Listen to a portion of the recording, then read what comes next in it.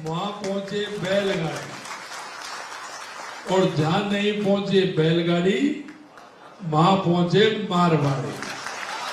तो मेरे को उन मारवाड़ियों को देख करके पूरे देश में नहीं,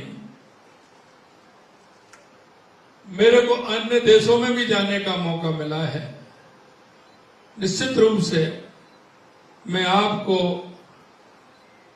राजस्थान के 8 करोड़ उन मेरे प्रदेशवासियों की तरफ से आपको बहुत बहुत हार्दिक शुभकामनाएं देता हूं, आपको बधाई देता हूं।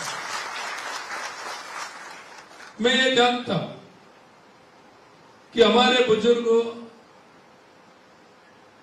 वहां से देश के अन्य कोनों में किस तरह से आए, उस समय की क्या परिस्थिति थी, उन्होंने जो रास्ता चुना पूरे देश में व्यापार का, पूरे देश में काम का, और उसके बाद वो पूरी दुनिया में भी छा गए।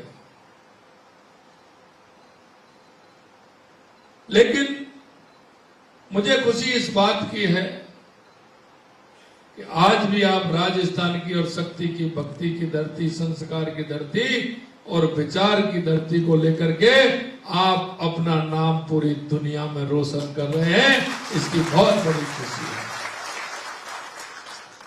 और आज भी उस मिट्टी से आप जुड़े हुए हैं, आज भी उस मिट्टी के प्रति आपका गहरी आस्था है।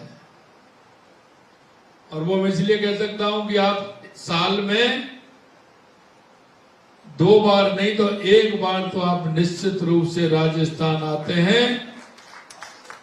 शादी करने के बाद आते हैं, चाहे देवी मां पर आते हैं, चाहे हमारे किसी इष्ट जो है उनके यहां आते हैं। तो ये मुझे बड़ी खुशी है कि आप सभी राजस्थान की जड़ों से जुड़े हुए हैं।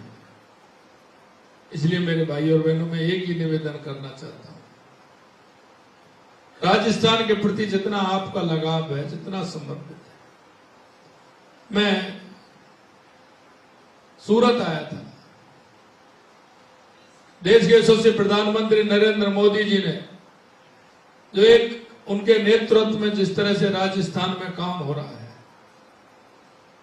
क्योंकि आप सभी जानते हैं कि राजस्थान में सबसे बड़ी परेशानी किस बात की है, जानते हैं कि नहीं जानते? राजस्थान में आवश्यकता किस बात की है? लेकिन मैं इतना विश्वास आपको दिलाना चाहता हूं कि देश के यशस्वी प्रधानमंत्री नरेंद्र मोदी जी के नेतृत्व में राजस्थान में जो कमी थी, हमने हमारी 16 महीने के अंदर उन कमियों को पूरा करने का और योजना बनाने का काम हमारी सरकार ने किया। आप सभी जानते हैं कि राजस्थान में पानी की बहुत बड़ी आवश्यकता है, लेकिन माननीय प्रधानमंत्री जी के नेतृत्व में चाहे हमारी ERCP हो, जो 17 जिलों के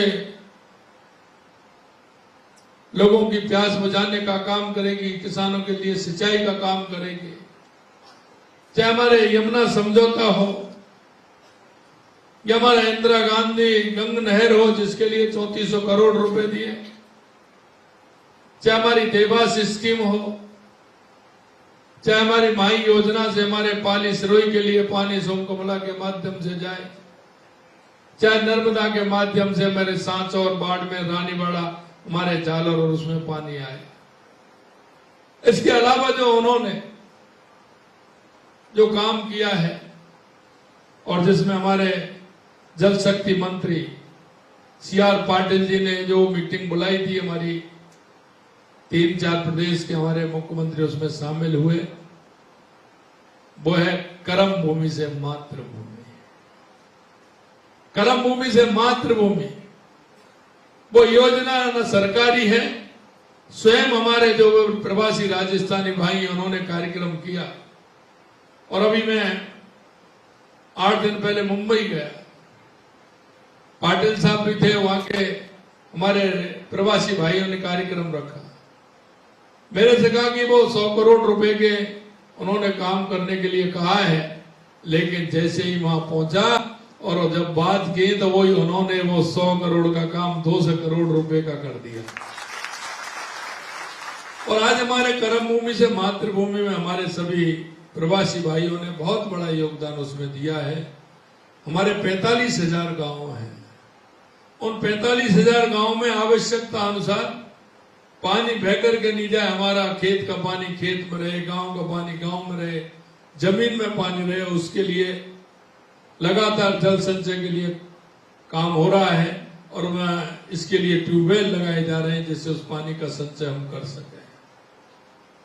आपने देखा होगा हमने पहली साल में राइजिंग राजस्थान किया और उस राइजिंग राजस्थान के माध्यम से 37 लाख करोड़ रुपए के एमओयू हुए, 37 लाख करोड़ रुपए के।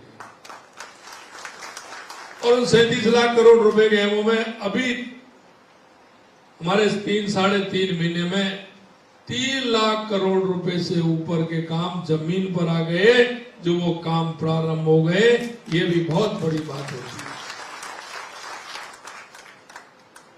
लेकिन हमने जो संकल्प पत्र में राजस्थान के अंदर जो वायदे किए थे, आपने देखा कि राजस्थान का युवा कांग्रेस के राज में किस तरह से प्रताड़ित था कि अगर पेपर देने जाता था तो पेपर लीक हो जाता था।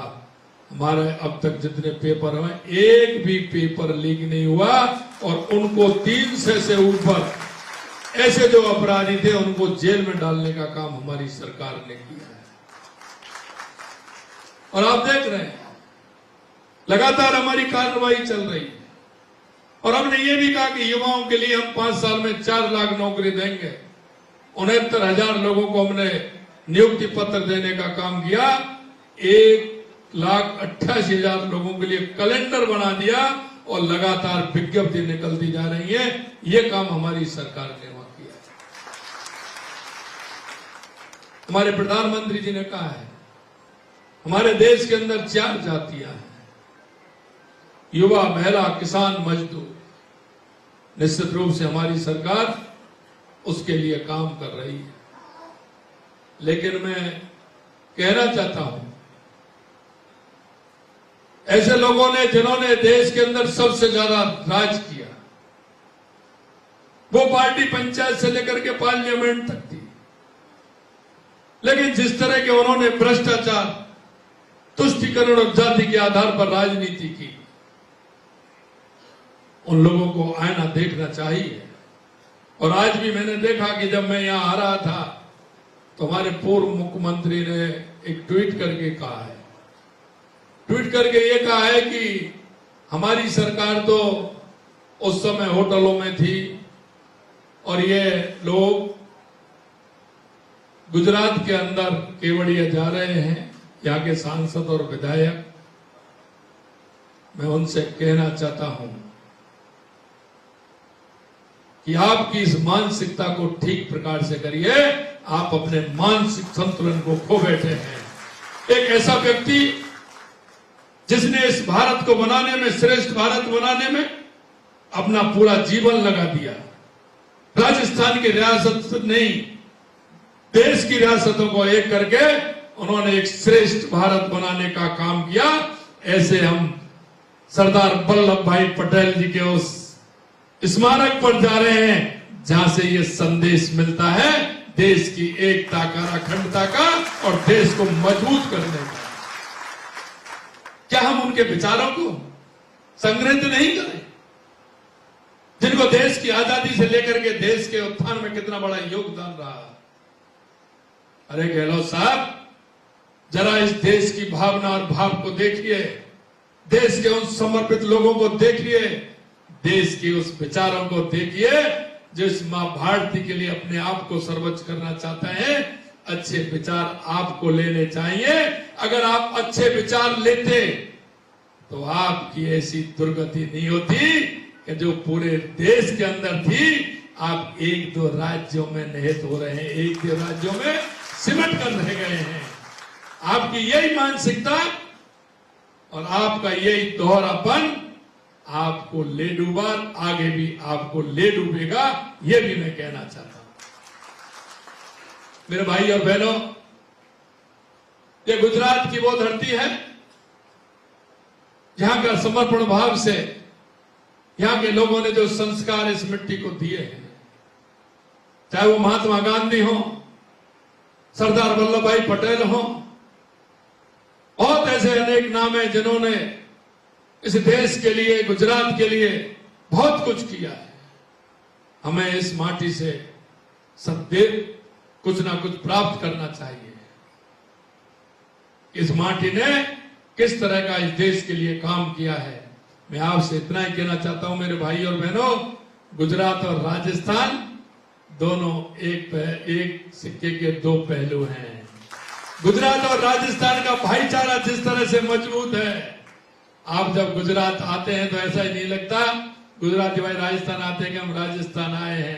राजस्थान वाले डेली गुजरात आते हैं, उनको यही नहीं लगता हम गुजरात। दोनों का भाईचारा किस तरह का मेल मिलाप का है। और एक और बात मैं आपको बताना चाहता हूं, जब हमारे देश के यशस्वी प्रधानमंत्री नरेंद्र मोदी जी जब यहां के मुख्यमंत्री थे, उन्होंने नर्मदा नहर को निकाला था।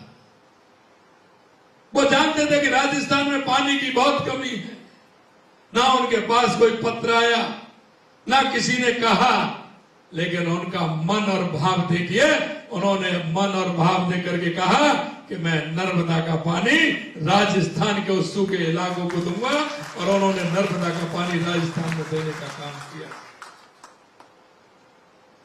मैं इतना ही कहना चाहता हूं, आप कर्म भूमि में काम कर रहे हैं, आपका दायित्व बनता है। मुझे खुशी भी होती है कि आप जहां भी हैं, आप अपने विचार से, संस्कार से जुड़े हुए हैं। आज भी जब मैं देखता हूं, मेरा भाई कोई ना कोई गौशाला से, कोई ना कोई मंदिर से, कोई ना कोई शिक्षण संस्थान से, कोई ना कोई चिकित्सक संस्थान से, कोई ना कोई एक अच्छे काम से, यहां तक कि अगर किसी को पानी पिलाना है, किसी गरीब बहन की शादी करनी है, अगर शमशान को भी ठीक करना है, उसमें मेरे राजस्थानी भाइयों का योगदान रहता है। ये मुझे बड़ी खुशी की बात है। हम सामाजिक सरोकार से जुड़कर के काम करते हैं। हमारे मन में हमारी मातृभूमि के लिए, हमारे देश के लिए, हमारे उस देश के लिए जो पंडित दीनदयाल उपाध्याय जो अंत्योदय की उपाधि देकर के अंत्योदय की योजना बताते हैं, हमारा कार्यकर्ता उस संस्कार से काम करता है। इसलिए मैं कहना चाहता हूं मेरे भाई और बहनों, आप सभी को मैं झुक करके प्रणाम करता हूं।